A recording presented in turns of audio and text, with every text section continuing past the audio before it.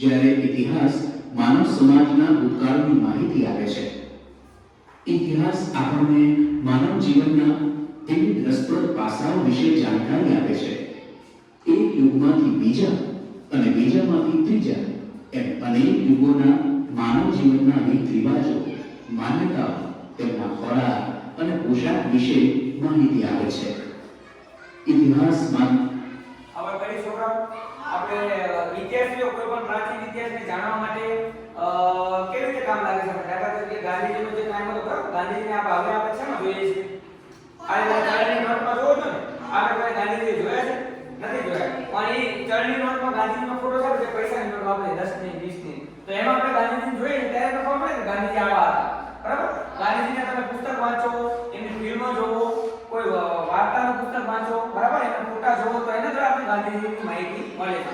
એટલે આપણે ભૂતકાળને જો જાણવું હોય તો એ બધા પાસા દ્વારા આપણે પ્રાચીન ઇતિહાસને જાણી શકીએ છીએ. એમ છત્રપતિ શિવાજી થઈ ગયા, મહારાણા પ્રતાપ થઈ ગયા બરાબર, સમ્રાટ અશોક, જેવા વિવિધ પ્રકારના જે આપણા પ્રાચીન રાજા છે, કોઈ પ્રાચીન સ્થળ હોય, કોઈ પ્રાચીન મંદિર હોય, કોઈ મસ્જિદ હોય, એ કોઈ પહાડ હોય પ્રાચીન, એ દરેક વસ્તુની પ્રાચીન વસ્તુની આપણે માહિતી કેવી રીતે મળે છે કે જે તે વસ્તુનો આપણે સ્થળની મુલાકાત લઈશું, પુસ્તક દ્વારા, ફિલ્મો દ્વારા, વિડિયો દ્વારા, ચિત્ર દ્વારા, ફોટા દ્વારા, એના દ્વારા આપણે ઇતિહાસ જાણી શકીએ છીએ. આપણો આજનો પાઠ જે છે ઇતિહાસ જાણવાના સ્ત્રોતો બરાબર. એમાં આપણે પહેલા વાત કરશું ભોજપત્ર. તો જે ભોજપત્ર જે છે એ હિમાલય ઉપર થાય છે. ક્યાં થાય છે?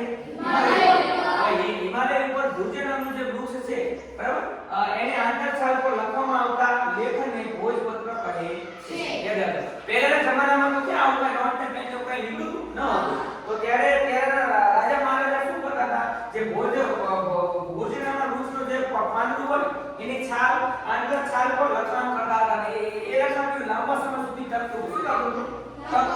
બરાબર. બીજા આપણે વાત કરીશું ભોજપત્ર પછી તામ્રપત્ર. તો તામ્રપત્ર કોને કહેવાય? તો તામ્રપત્ર એટલે તાંબાના પત્રા ઉપર લખવામાં આવતું લખાણ એટલે તામ્રપત્ર બરાબર.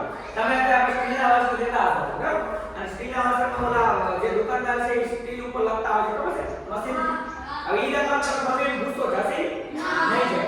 તો ઈ લખાણ કેવું ચાલશે? લાંબો